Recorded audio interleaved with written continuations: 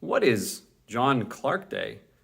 Well, normally it is the last Monday of September, in which we honor both an American patriot and also a Baptist preacher.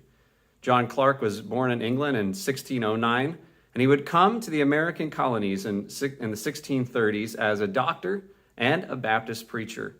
He would arrive in Boston, and what he would find there was an environment that was extremely hostile to Baptist principles, as well as the idea of soul liberty, religious freedom.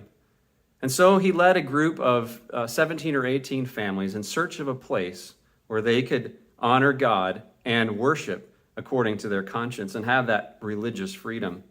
Eventually, they would connect with a man by the name of Roger Williams, who would convince them to buy Aquidneck Island in Rhode Island from the Narragansett Indians that were there. And he would establish the town of Newport, Rhode Island. In that town, he would found the first Baptist church in the American colonies in 1638. He would pastor that church faithfully. As a pastor, he would experience religious persecution when he traveled to Massachusetts and attempted to hold a service there in the home of William Whitter. And he and his friend Obadiah Holmes were imprisoned and fined, and Obadiah Holmes himself was beaten for that crime of holding an unauthorized religious service in Lynn, Massachusetts.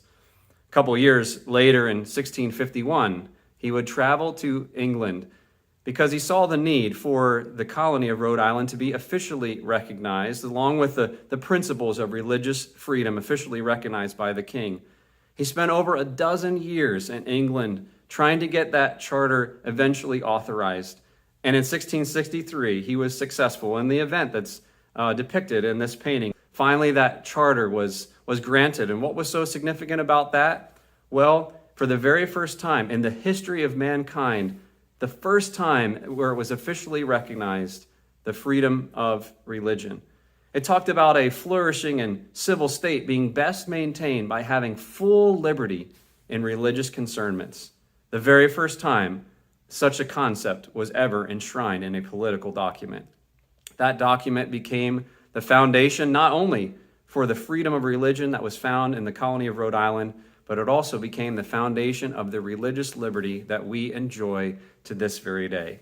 So today, on John Clarke Day, the last Monday in September, we honor a great American Baptist, a great American statesman, and an all-around great American. Happy John Clarke Day.